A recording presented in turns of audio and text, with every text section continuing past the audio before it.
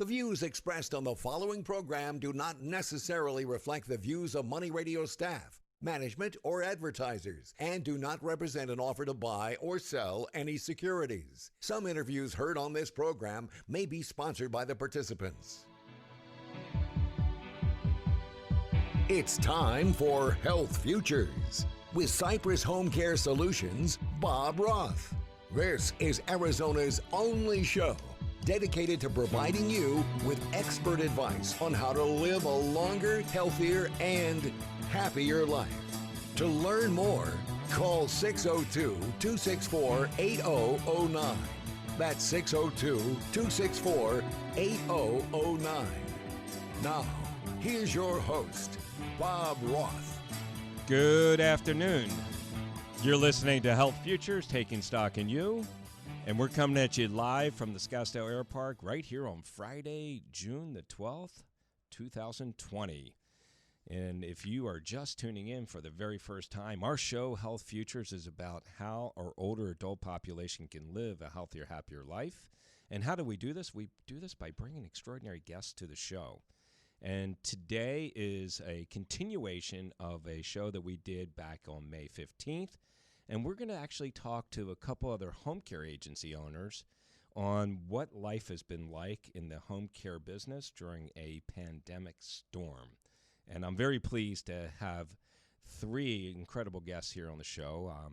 I have got Chris Foster. Chris, are you on the line?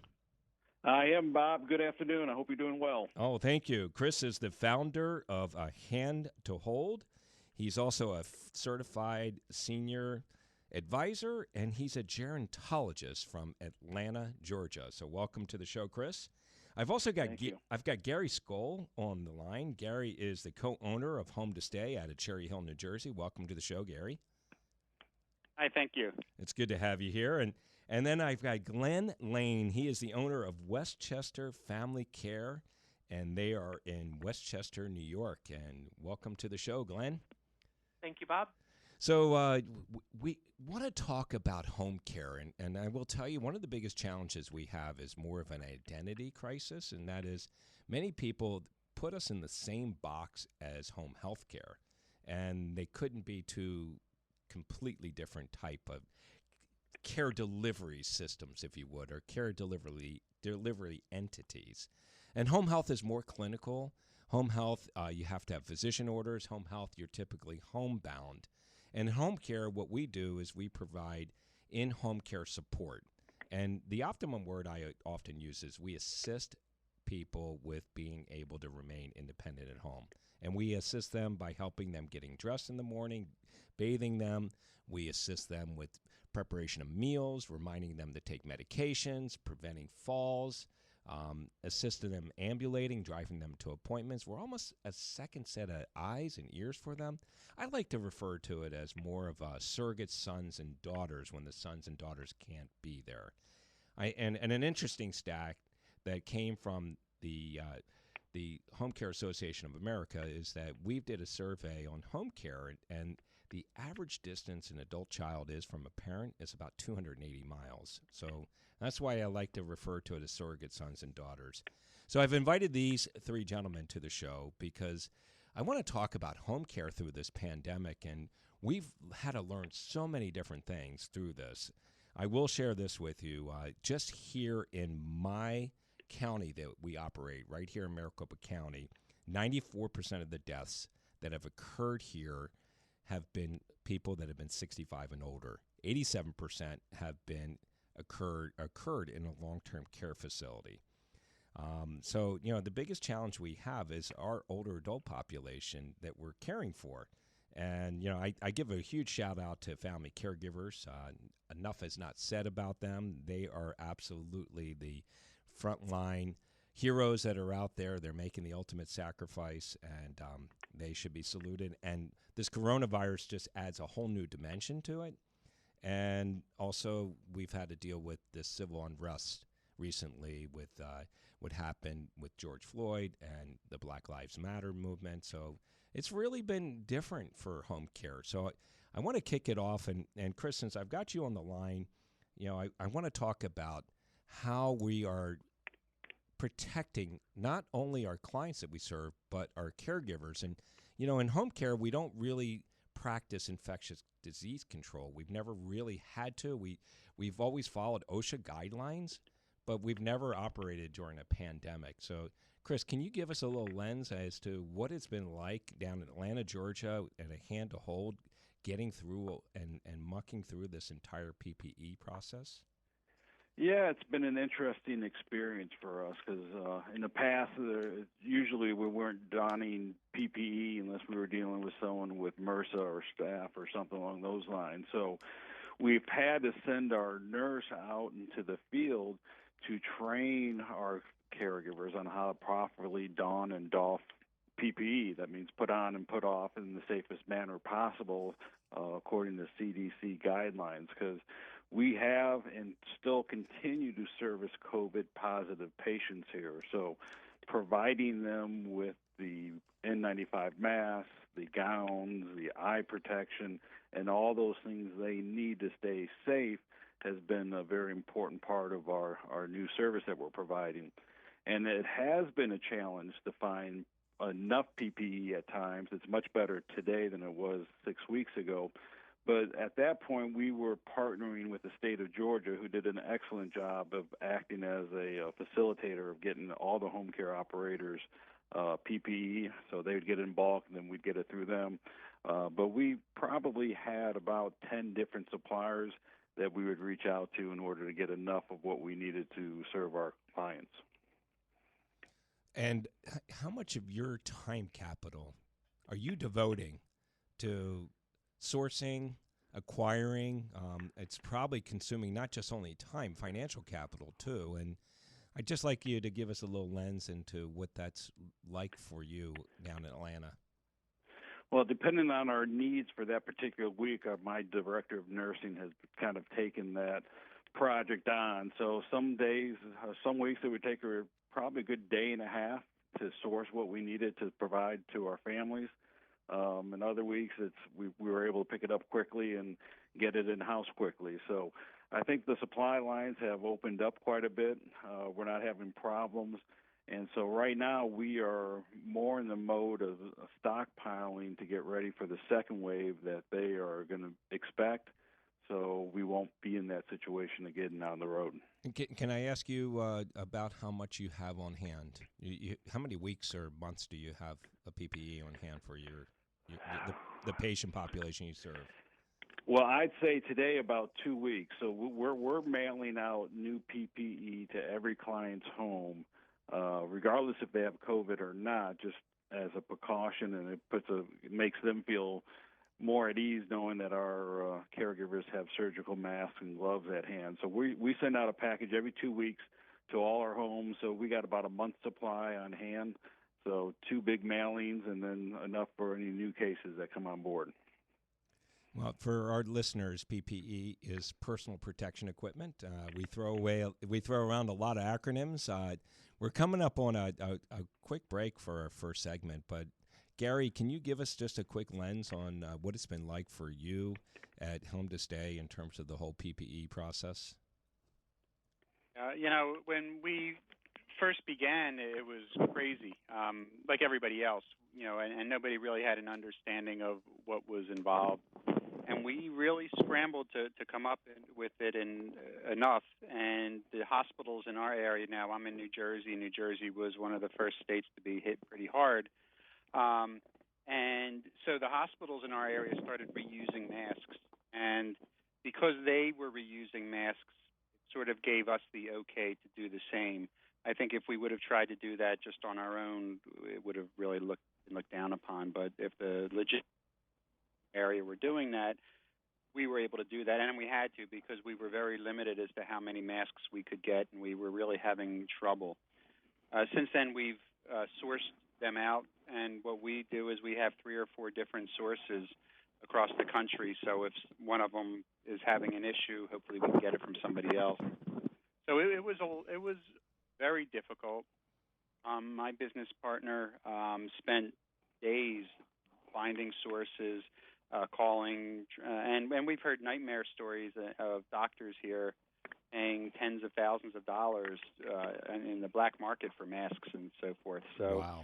it was very tight, but at this point it does seem to have eased up, and the masks are out there. And how many weeks do you have on hand?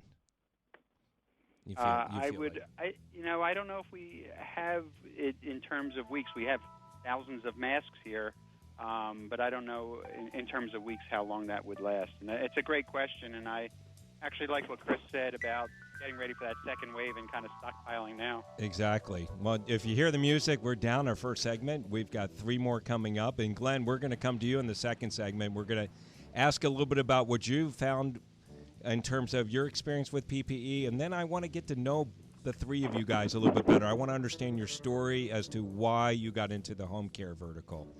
You've been listening to Health Futures, Taking Stock in You. I've got Chris Foster from A Hand to Hold down in Atlanta, Georgia, Gary Skole from Home to Stay in Cherry Hill, New Jersey, Glenn Lane from Westchester Family Care. We'll be right back.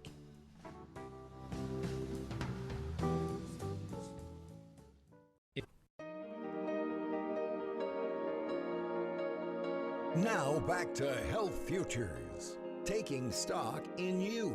If you have questions about your own or your loved one's future health care, call 602-264-8009.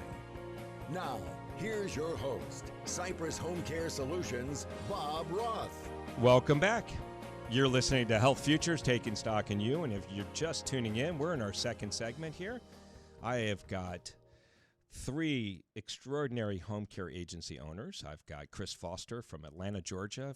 He is with a company called A Hand to Hold. I've got Gary Skole. He's with a company called Home to Stay in Cherry Hill, New Jersey. And I've got Glenn Lane from Westchester Family Care from Westchester, New York. So I've got these 3 gentlemen here on the show. They're coming in via the phone, but we have a Google Meet going, so we're able to see each other, and it really is amazing the innovations that have occurred prior to this pandemic and how we're utilizing these tools going forward. Most of us are still in the home to stay orders or shelter-in-place orders, so a lot of us are working from our homes. I know Glenn shared with me your office is closed till the 1st of 2021, right? You're working remotely, and you're managing your business that way. And how about you, Gary? Are you people coming in? Are they working from home? What's going on over at a home to stay? So I've been in pretty much every day, and my business partner Andrew comes in, and my wife comes in. She works in the office. However, the rest of the staff, for the most part, has been working from home, and they're now beginning to trickle in on sort of part-time basis. However, part of the problem is that school is ending, and that was one of the reasons that they worked from home. And clearly they're not as productive if they're trying to manage their children while they're also trying to work. But part of the problem now is the camps aren't open. So they're still kind of having a child care issue and not really able, even if we can get them into the office, and Governor Murphy here in New Jersey is relaxing a lot of things as of late, but they just don't have child care at this point. So it's still an issue for us. No, I hear you. And Chris, how about you down in Atlanta? What's it like over there? Well, I think Atlanta's probably in better shape than your other guest today. Governor Kemp had opened up our states first. We never shut our office. I had most of my team in throughout. We had put in some protocols where every day early on we were doing temperature checks and hand sanitizers and having masks. So, but it feels normal here in Atlanta today. I mean, the people are going back to work, and we're faring much better than they did up east, that's for sure. Nice. You also have a governor that has been very, very lax. I know he opened up the beaches way early, but I'm glad to hear that you're able to function and really operate and do the job that you do and serving your community. So I want to come back and talk about PPE. We're talking about personal protection equipment, and I got a chance to speak with Chris, and I got a chance to speak with Gary in our first segment. If you missed that, go up to our website at cypresshomecare.com, click on the media button, third button down is radio show. You'll catch our first segment. But I want to come back and talk to Glenn. So, Glenn, what's your experience been with personal protection equipment? I think we come from a little different starting point in New York. We're regulated by Department of Health. There's some component of the equipment that was always part of our standards. In our state, people who do not get the flu vaccine need to wear surgical masks when they're within proximity of clients. So I'm always buying masks each season. We're wearing gloves for each session as well. But obviously, this is another level. I bought 10,000 surgical masks at the beginning of flu season for $380, and at one point I bought another 5,000 for $4,000. We now wear surgical masks for every shift. We have protocols in place where we're taking temperatures and doing screening questions before every shift. And then if we're taking care of a COVID-positive client, we are moving from surgical masks to N95s, face shields, isolation gowns, shoe boots, et cetera. And we maintain a supply of this, and we're tracking. I learned about the burn rate of PPE in terms of estimating the amount of PPE you go through each day and then projecting when you're going to need more. And in fact, Department of Health was asking us to provide that on a daily basis to them at one point. That just ended a few days ago. Wow. So how about supply on hand? How much do you have presently? So I typically end up taking about 2 to 4 weeks of masks at a time, and we're lucky that the county emergency offices have moved down to our spectrum from the hospitals and the nursing homes who had their own shortages. So now I can reliably get surgical masks from the county, but they're keeping track of it, and so I'm mindful of that. And then I typically have about 60, 90 days of gloves in stock on each size, and then typically about a month of the other type of equipment. And if all of a sudden I take on more clients who are positive or presumed, I'll kind of ramp up purchases of that equipment that I'll need, more of during those sessions. Nice. Can I ask a question, Bob, of these guys sure. while we're here? So we just today our new washable gowns came in. And one of the facilities we work with said that that's the only thing you have to use a reusable, washable gown. And we're making that part of the standard part of what we do. Have any of you other guys started using those types of gowns? I haven't done anything with disposables yet or recycling yet. I've been lucky at the points where it came into consideration to reuse. We're asking people to not use many during a day that we might have in the past, but at the same time, I'm not asking people to wash or recycle things at this point. Yeah, we're not doing that at a hand to hold. So our gowns get thrown away after a shift and put on fresh ones for the next one. Okay. Yeah, no, the facility actually said that was the only way our caregivers could work there was to use those type, and they were actually washing them for us. Nice. So we bought them, but they're going to throw them in their daily laundry, which works out great. In New York, my workers would ask for pay to go to the laundromat to get them washed, and then they would have an attorney trying to do a class action suit so that they would all get paid for that laundromat time. It's so true. So true. So, we're coming up on our first half break, but before we come to the break, I would like each of you guys to tell me why you got into the space. Every one of us that is operating a home care company has a little story as to what propelled them to come into a space like home care, because people think they have this illusion that we make tons of money, and we really don't. We work on very small margins, but the gratification and satisfaction that we get at helping people, especially through the journey of life, is immeasurable. So, Chris, I'm going to start with you. What brought you into the home care vertical and the home care space? Yeah, real quickly. It was a series of events, but I was in the NASCAR world for 23 years prior, so this was a very big pivot for me. But first got exposed to it with my father, who had pancreatic cancer, and his only desire was to die in his home with all his kids and grandkids around him. And he he had a big family. My wife, his wife had 10 kids in 14 years, and had 25 grandkids. I mean, it was a big family. So, as he was transitioning, we were all there, and he heard his legacy outside his door, and we were all getting together for the first time in really a long time, and he could hear us reminiscing and everything. It was very, as far as these things go, it was heartening to know that we gave him his final wish. And then we dealt with the similar story with my wife's grandmother, which we got involved and helped get services in place. And then, unfortunately, about a year later, I was diagnosed with cancer and went through my own battle. Fortunately, I recovered, but it was in that time in the hospital after the surgeries and radiations, I told my wife I needed to get into something more purpose-driven. And I applied back to college while I was in my hospital bed and got my certificate in gerontology and found a small business to buy, and I jumped in. And how long ago was that? 9 years ago. Wow. You're just a young buck. Yeah. so glad you're in this space. I really am.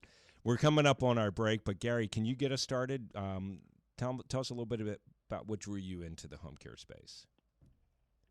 So I think for me, my father was a physician. My mother also had a PhD and worked in the healthcare field, and I think I was just naturally drawn to the field of being involved in helping people, and probably not smart enough to make it into medical school. So really enjoyed the space. I always wanted to be a business owner as well, and it just was for me a perfect fit. And one of the things that I really like is the ability to be creative and to apply that creativity to what we do, which is unusual in healthcare. Well, you know what? We got a great song for you going out. We got a little boss, a little Bruce Springsteen from the heart of New Jersey. You've been listening to Health Futures, Taking Stock in You. We're halftime. Stick around. We'll be right back.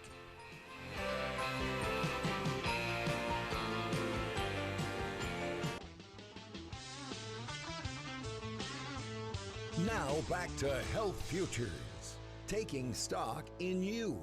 If you have questions about your own or your loved one's future health care, call 602-264-8009. Now, here's your host, Cypress Home Care Solutions, Bob Roth. Welcome back. You're listening to Health Futures, Taking Stock in You. I'm your host, Bob Roth. And if you're just tuning in, we're in our second half here today, and we're talking about in-home care during a pandemic storm. This is a continuation of a show that we did on May 15th last month, and we're doing it again here today to really talk about what home care has been like, especially in-home care, during these COVID-19 coronavirus pandemic times. And when we were finishing up our second segment, and by the way, for our listeners that missed the first half, you can catch it up on our website at cypresshomecare.com. Click on the media button, and the third button down is radio show. So we were finishing up our second segment, and we were really talking to these three fine gentlemen that are on the air right now. They're coming in via phone as well as Google Meet, thanks to innovation and technology. Chris Foster laid out his reasons for getting into this business. He has some personal reasons. Chris, I didn't realize that you were a survivor of cancer. It's just amazing. And Gary had shared with us, Gary Skole from Home to Stay in Cherry Hill, New Jersey, shared with us his rationale and reasoning for getting into the home care space. The one thing, Gary, you did not share before we jump over to Glenn is that you are an entrepreneur at heart, and you've also created a company that complements the work that we do. And if you wouldn't mind, give us a shameless plug, if you would, for the work that you're doing in the dementia and Alzheimer's world. Sure. I ended up starting a second company, not on purpose. We actually found that we were having a very hard time servicing the dementia population. Quite frankly, we were doing a lousy job and a disservice to the people that needed our help. And I had been in business for 20 years at the time, so I thought I knew what I was doing. And it wasn't until I began researching a little bit more about it. It actually happened when we had a major complaint from a client that on a case that I didn't realize we should have been able to handle. And I just began doing some research and understood a lot more about the complexities of dementia. And what I learned is that very few, not just home care agencies, but hospitals, physicians, health plans, they have very little knowledge of how to treat this disease. And so began just putting together a whole program, and it turned into what is now All's Better. And it's, again, a shameless plug, Bob, ALZ Better. alzbetter.com to learn more, right? And it really is. It complements the work that Gary and many of our home care agencies do, because the products and services that they provide enable dementia and Alzheimer's patients to be able to stay at home longer. And Gary's developed a great product, and thank you for sharing. So, Glenn, you're in the home care space, and you made a career change 9-10 years ago. Tell me a little bit about who you are and how you got into this space called home care with Westchester Family Care. Sure, and I think it's a great segue from what Gary's doing in Alzheimer's. I started off as a consumer. September 2010, my mother-in-law, my mother-in-law's sister were all diagnosed within literally a few days of each other after different journeys to the Alzheimer's dementia diagnosis, and really spent quite a bit of time while I still had my other job in terms of advocacy for them, for our fathers who had been taken care of by the mothers who were wearing the pants in the family for a number of years, and really going through the whole spectrum, home care, hospice, skilled nursing, and beyond. And as I was in the midst of a career change from banking and financial services, this was one of the things that I was looking at. I really enjoyed the space as a consumer. I could definitely see the differentiation between the different players in the space. And it was time for a change for me, and it was just a natural thing to kind of continue the advocacy and the learnings we had learned from our own family's experience into this. And so October of 2015, we opened the doors here, and I've had a nice steady growth since. Great team in the office, great team of caregivers in the field, and have built a nice business with a good reputation, although could still use some improvement in our dementia care. Well, I know somebody that might be able to help you out there, but but I will say this: this is an ever evolving industry and trade, and certainly, I like to say we're still in the pre-adolescent stage.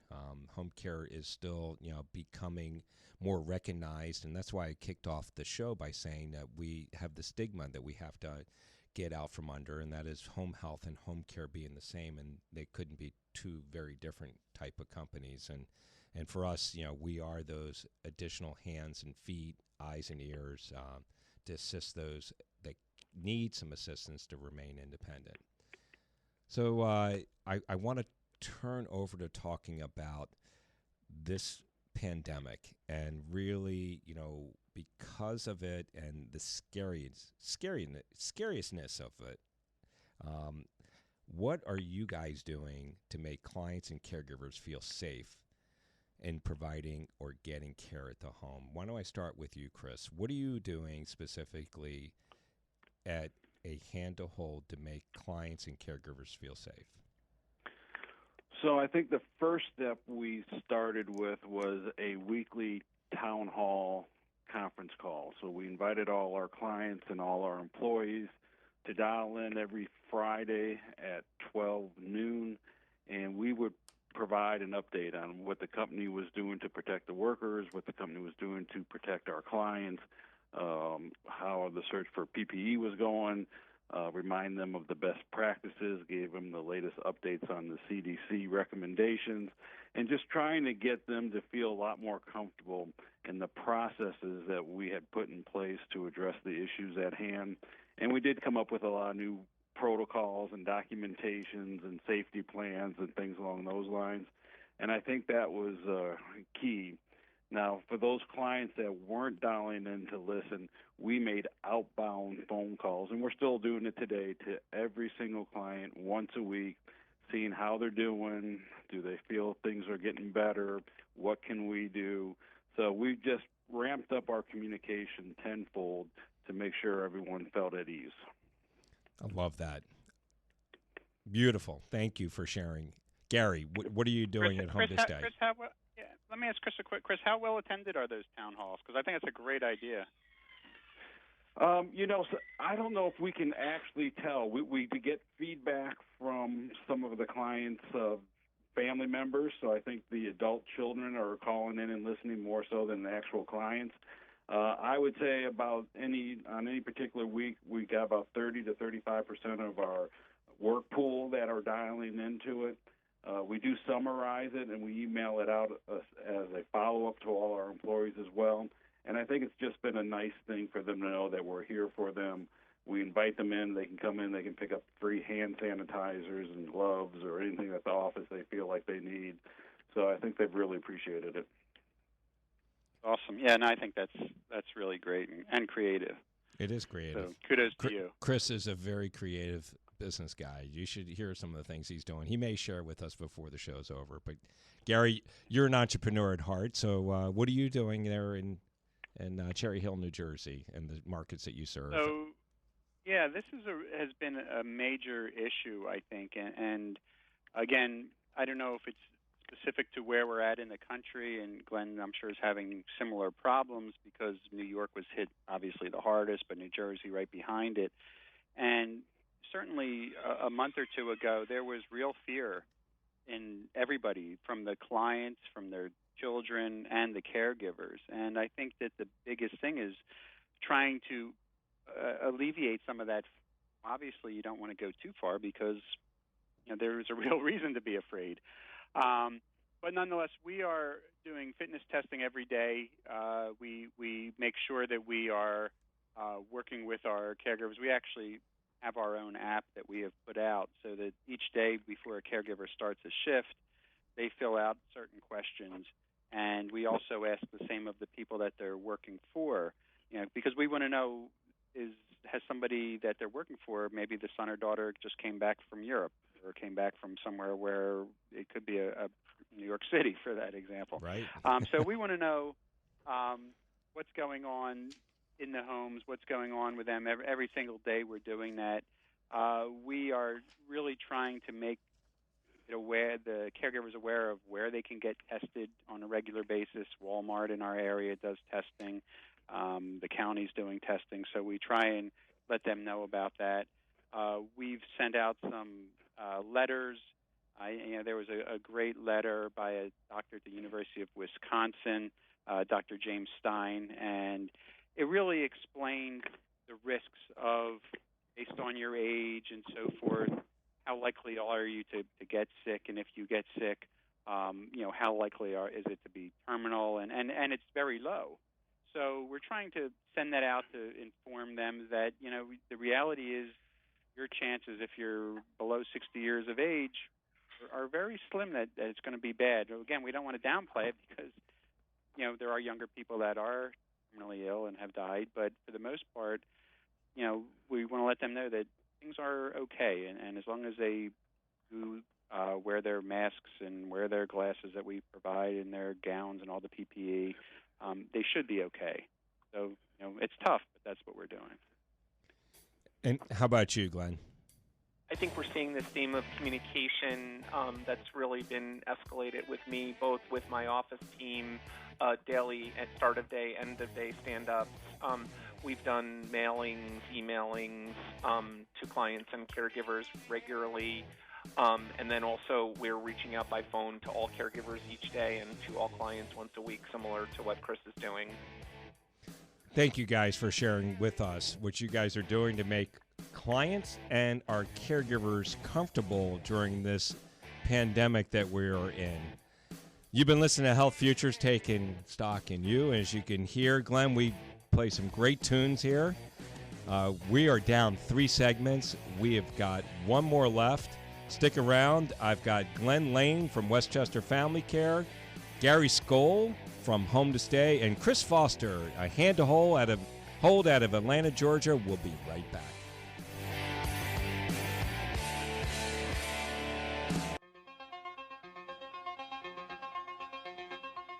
Now back to Health Futures, taking stock in you. If you have questions about your own or your loved one's future health care, Call 602-264-8009. Now, here's your host, Cypress Home Care Solutions, Bob Roth. Welcome back. You're listening to Health Futures, Taking Stock in You. We're on our fourth segment. If you've missed the first three, I have got in-home care during a pandemic storm is our theme. I've got Chris Foster from A Hand to Hold out of Atlanta, Georgia. I've got Gary Skole from Home to Stay out of Cherry Hill, New Jersey. And I've got Glenn Lane from Westchester Family Care, located in Westchester, New York. So I got the whole East Coast here, all the way from Atlanta, Georgia, New Jersey, up to New York. And, all three areas have definitely been hit. Mainly, Glenn and Gary's markets have been hit really, really badly by this pandemic storm. I want to really spend some time here in this last segment, and we've got about 6 or 7 minutes. I want to talk about what you guys are visionaries, entrepreneurs. You guys are respected in the industry, and you're in the industry as a whole, but in your individual markets.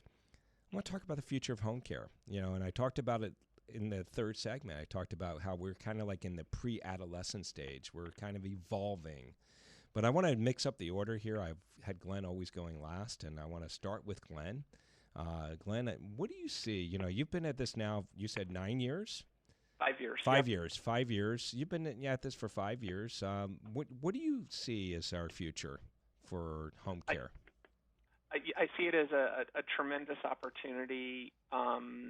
I think people are going to be more interested in being at home versus being in facilities, even though there's absolutely a place for facilities, and they're terrific partners of ours in the community. But I think both for clients as well as for caregivers who have been working in facilities, taking care of multiple clients in a facility environment versus coming to us and taking care of a one-on-one in the home, both the satisfaction of that, maybe the safety of that, I think are going to be appealing.